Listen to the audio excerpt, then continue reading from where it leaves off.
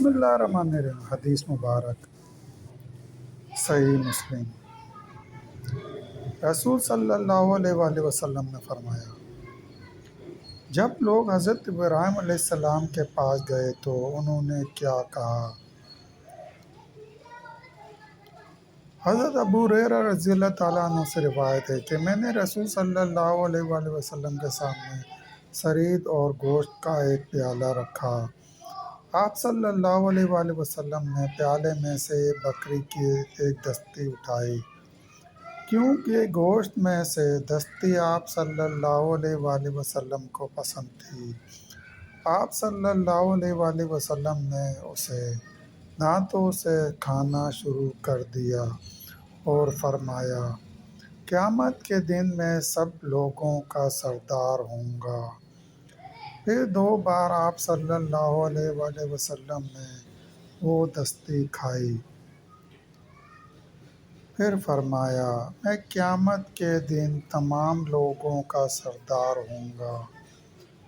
جب آپ صلی اللہ علیہ وآلہ وسلم نے دیکھا کہ صحابہ رضی اللہ تعالیٰ عنہ اس کی وجہ نہیں پوچھ رہے تو آپ صلی اللہ علیہ وآلہ وسلم نے فرمایا کہ تم کیوں نہیں کہہ رہے کہ اس کی وجہ کیا ہے؟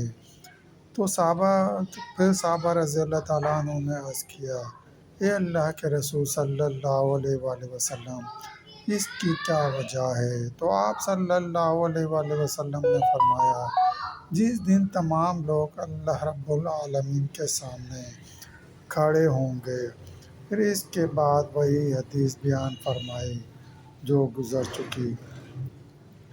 البتہ اس سند میں اتنا اضافہ ہے کہ آپ صلی اللہ علیہ وآلہ وسلم نے فرمایا کہ ابراہیم علیہ السلام کے پاس جب لوگ جائیں گے تو وہ کہیں گے کہ میں ستاروں کو دیکھ کر کہا تھا کہ یہ میرا رب ہے، اور اسی طرح میں نے اپنی قوم کے معبودان باطلہ کے بارے میں کہا تھا کہ یہ کام ان کے بڑے نے کیا ہے، اور میں نے یہ بھی کہا تھا کہ ہاں میں بیمار ہوں۔ اور جب جنت کے دروازوں اور کباڑوں کے درمیان اتنا فاصلہ ہے جتنا مکہ اور ہجر کے مقام میں ہے۔ صحیح مسلم۔